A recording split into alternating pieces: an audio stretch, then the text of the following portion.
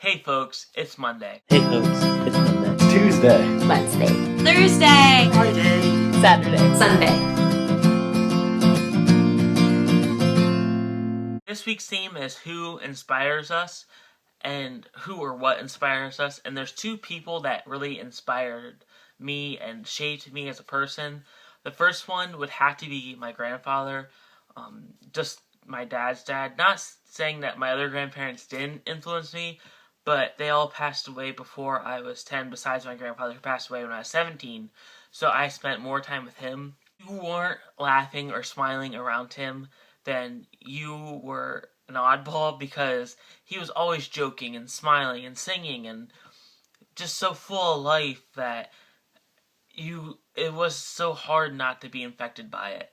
And it was just so nice to be around a person that was like that. And you wouldn't have noticed, if you were around him, that he was in the army during World War II.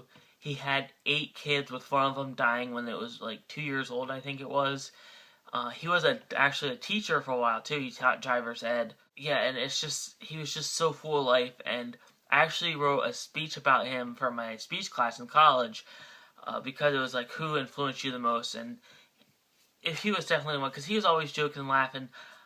Just to share a quick story, I remember we were at on a family picnic, and I was little at the time, obviously, and my sister, my cousins were there, and there was an overlook, like it overlooked the mountains and everything, and there's a gate and a fence. So my grandfather decided that view wasn't good enough for him, that he wanted to climb over the fence to get closer to like the edge for some reason. It's my grandfather. And I still remember my grandmother saying, "Bud, get back over here. The kids are gonna follow you." And we all cracked up because we just thought it was so funny, because he was just doing it as a joke. And the second person that I would be talking about is Andrew McMahon. Bree, I know you know Jack's Mannequin, but I'm not sure if you know like the backstory. You may, I don't know. He was in a band before called something Corporate, that was like back when he was in high school, which has really good music, and I guess they were like really popular back then. But then he decided that he was going to quit that and start a solo project, which he called Jack's Mannequin. Before he released his first CD, though, he found out he had leukemia, and so he had to stop. Like they held the CD back because they believed in his music, but they wanted him to be healthy when they actually released it. But then he actually documented from when he found out that he had leukemia to like when he was over it, no, until he was cancer free.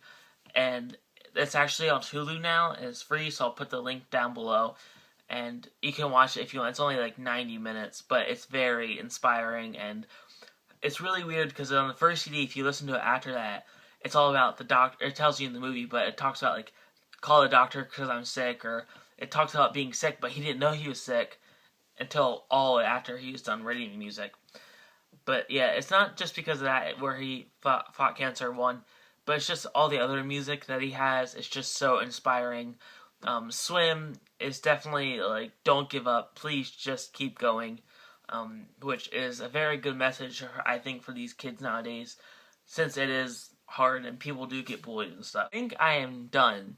So, Benjo, I will see you tomorrow.